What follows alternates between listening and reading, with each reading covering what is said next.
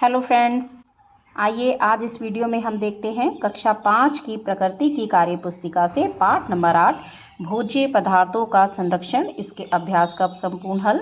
प्रश्न नंबर 1, भोजन के मुख्य स्रोत कौन कौन से हैं? तो भोजन के मुख्य स्रोत पेड़ पौधे हैं। पेड़ पौधे से हमें क्या मिलता है? फल, सब्जियां, अनाज, दालें, ये सब। और जानवर भी हैं मुख्य स्रोत, तो इनसे हमें मिलता है दूध, मांस, अंडा आदि। तो इस तरह से ये भोजन के मुख्य स्रोत हैं। प्रश्न नंबर 2, भोजन से प्राप्त होने वाले लाभ के सामने सही का निशान लगाइए। तो शरीर को शक्ति मिलती है, तो ये भोजन से प्राप्त होने वाला लाभ है। इस तरह इस पे हम ठीक कर देंगे। ख, शरीर में बेचैनी होती है, तो ये गलत है। शरीर तंदुरुस्त रहता है, ये ठीक कर देंगे।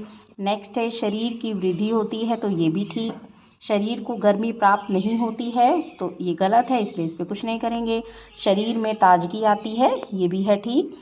शरीर को पोषक तत्व प्राप्त नहीं होते हैं, तो ये गलत है। लास्ट है शरीर की रोग प्रतिरोधक क्षमता बढ़ती है, तो इसको भी ठीक कर देंगे। प्रश्न नंबर 3, नीचे दिए गए प्राणियों से प्राप्त होने वाली वस्तुओं में से किस वस्तु का हम भोजन के रूप में प्रयोग करते हैं? तो यह है शहद, अंडा, ऊन, मांस। तो भोज्य पदार्थों के रूप में शहद, अंडा, मांस, ये सब खाने पीने वाली चीज़ें हैं। तो इस तरह से हम इस पे स भाग पे निशान लगाएंगे। 1, 2 और 4 ये ऑप्शन हमारे सही हैं। फिर है प्रश्न नंबर 5, नीचे दी गई तालिका को पूरा कीजिए। हमारे शरीर के लिए आवश्यक पोषक तत्व, तो यहाँ पे हमें पोषक तत्वों के नाम लिखने हैं और पोषक तत्वों के कार्य। ये पोषक तत्व हमारे शरीर में क्या करते हैं, इसके कार्य लिखने हैं। तो सबसे पहले हमने लिखा है प्रोटीन।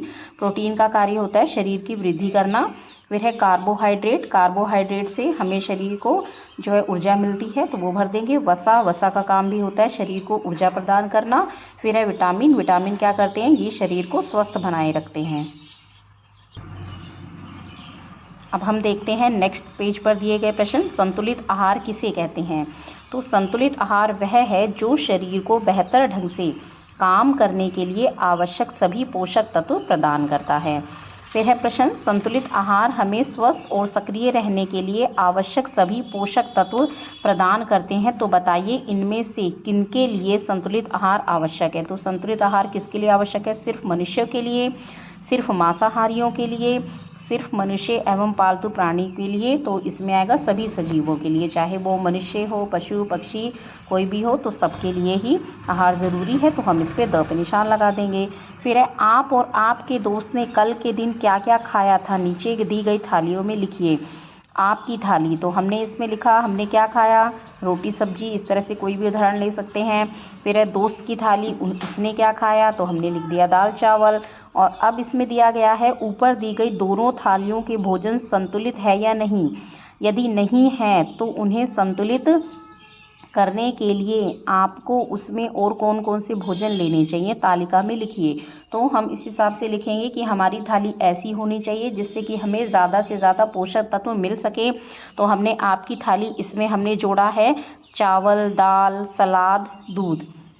दोस्त की थाली में जोड़ा है हमने रोटी, सब्जी, सलाद, दूध। इसके अलावा जो भी और चीज़ें हैं खाने पीने वाली हैं, किसी को अंडा पसंद है, मछली पसंद है, तो हम वो भी इंक्लूड कर सकते हैं। तो उनसे भी हमें जो है प्रोटीन की प्राप्ति होती है, तो इस तरह से हम लिख सकते हैं।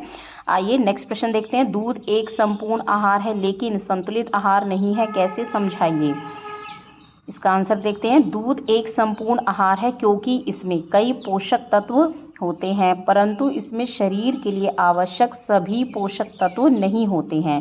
जैसे दूध में आयरन, विटामिन सी की कमी होती है, जबकि संतुलित आहार में सभी तत्व होते हैं। तो ये दूध को माना है संपूर्ण आहार, लेकिन संतुलित आहार क्या होता है? जिसमें सभी पोषक तत्व हो, लेकिन दूध में सारे पोषक तत्व नहीं होते, इसलिए इसको हम संपूर्ण आहार कहते हैं, संतुलित आहार नहीं कहते हैं।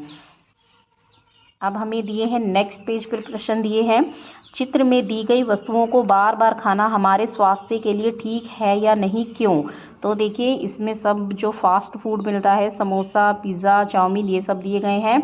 तो ये क्या है? ये बार बार खाना स्वास्थ्य के लिए हानिकारक होते हैं, तो इसलिए लिख देंगे नहीं, ये वस्तुएं बार बार खाना हमारे स्वास्थ्य के लिए ठीक नहीं है। इनसे पाचन संबंधी समस्याएं, मोटापा, रक्तचाप बढ़ना, प्रतिरक्षा कमज़ोर होना आदि समस्याएं बढ़ती हैं। नेक्स्ट प्रश्न है, निम्नलिखित में से कौन सी बातें अच्छे स्वास्थ्य के लिए आवश्यक हैं? उनके सामने ठीक का निशान लगाइए। क ताज़ा एवं पका हुआ भोजन करना चाहिए, तो ये है ठीक। खाने पीने के बर्तनों को साफ रखना चाहिए, ये भी है ठीक। गुटखा और तंबाकू खाना चाहिए, तो ये गलत है। पके हुए भोजन को ढककर रखना चाहिए, ये भी है ठीक। फलों को धोकर खाना चाहिए, ये भी ठीक है। ठेला या दुकान की खुली वस्तुएं खानी चाहिए नहीं, तो ये गलत। हमें पर्याप्त आराम करना चाहिए, ये भी ठीक है। हाथ पैर बिना धोए भोजन करना चाहिए, तो ये गलत है। आइए अगला प्रश्न देखें। हमें बासी भोजन क्यों नहीं खाना चाहिए? इसका उत्तर लिखते हैं। बासी भोजन में उत्पन्न बैक्टीरिया शरीर को नुकसान पहुंचाते हैं, जिससे कई प्रकार की बीमारियां फैलती हैं। बासी भोजन में पोषक तत्वों की कमी होती है, इसलिए हमें बासी भोजन नहीं खाना चाहिए। आगे प्रश्न है, सर्दियों के मौसम में सुबह का पकाया भोजन शाम तक खराब नहीं होता है, लेकिन गर्मियों में जल्दी खराब हो जाता है, ऐसा क्यों? तो उत्तर है, सर्दियों के मौसम में तापमान कम होने के कारण बैक्टीरिया जल्दी नहीं पनप पाते, इसलिए खाना जल्दी खराब नहीं होता। और जबकि गर्मियों में तापमान ज़्यादा होता है, तब बैक्टीरिया जो होते हैं वो जल्दी ही खाने में आ जाते हैं।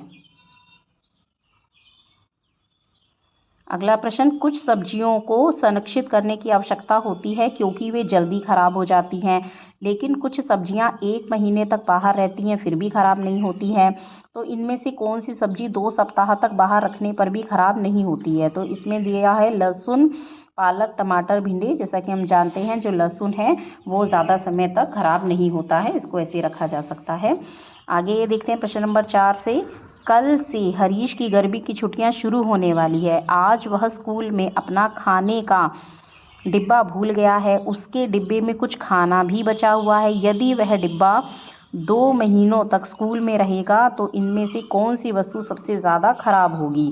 तो है ये सैंडविच, खाने का डब्बा, चम्मच, चॉकलेट का रैपर। तो उसमें क्या है, जो खाना है वो सबसे जल्दी और ज़्यादा खराब होगा, सैंडविच आ जाएगा। इसके बाद है भोज्य पदार्थों का संरक्षण। इसके अलावा अभी और प्रश्न है, तो देखते हैं प्रश्न। भोज्य पदार्थों को संरक्षित रखने के लिए दैनिक जीवन में कहाँ कहाँ निर्जलीकरण करते हैं?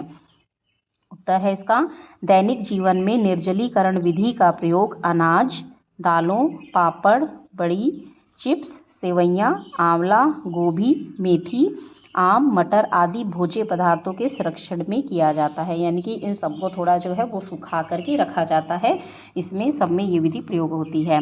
फिर दूध को गर्म करके क्यों रखा जाता है? दूध में मौजूद सूक्ष्म जीवों को नष्ट करने के लिए दूध को उबाला जाता है। दूध गर्म करने से उसका pH लेवल मेंटेन रहता है, जिससे दूध फटने से बचता है। आइए अगला प्रश्न देखें। हम अनाज को लंबे समय तक सुरक्षित रखने के लिए क्या क्या करते हैं? तो इसके लिए हमारे पास विधियां होती हैं, प्रशीतन विधि, निर्जलीकरण, रासायनिक पदार्थ। तो हम सभी जिस तरह का अनाज है उसकी वैरायटी के हिसाब से हम सभी विधियों का प्रयोग कर सकते हैं। फिर ऐसे भोज्य पदार्थों का नाम लिखिए जो पाश्चुरीकरण विधि द्वारा संरक्षित किए जाते हैं। तो इस विधि में क्या होता है, गर्म करने का, उबालने का काम होता है। तो इसमें पाश्चुरीकरण विधि का प्रयोग दूध, डेयरी उत्पादों, फलों के रस आदि, पेय पदार्थों, जैम, शहद आदि के लिए किया जाता है। नेक्स्ट पेज के प्रश्न है, आप अपनी कक्षा में जो बिस्किट, चिप्स या चॉकलेट का रैपर लाए हैं उस पर कौन कौन सी सूचनाएं दी गई हैं? तो उस पर क्या सूचनाएं होती हैं? उस पर वस्तु बनाने वाली कंपनी का नाम, पता, वस्तु बनाने की तिथि, उसके खराब होने की या एक्सपायर होने की तिथि, बारकोड, ये सब दिए हुए होते हैं। प्रश्न नंबर 2, आजकल वेफर्स तथा अन्य खाद्य पदार्थों को हवाबंद पैकेट में सप्लाई किया जाता है, तो इसके क्या कारण हो सकते हैं? इसके क्या कारण हैं? तो इसमें सभी तरह के खाद्य पदार्थों के स्वाद को बढ़ाना, जीवाणु तथा फफूंद की वृद्धि को रोकना, सुरक्षित और आसान तरीकों से सप्लाई करना, खरीदारों को आकर्षित करना। तो एक जब पैकिंग का प्रयोग किया जाता है तो पैकिंग के ये जो है सभी काम हो सकते हैं, तो इसलिए हमने सब पे टिक किया है। इसके बाद है प्रश्न नंबर 3, दिया गया चित्र किसी पैकेट या डब्बे पर दिखाई देता है, तो इससे आप क्या समझेंगे?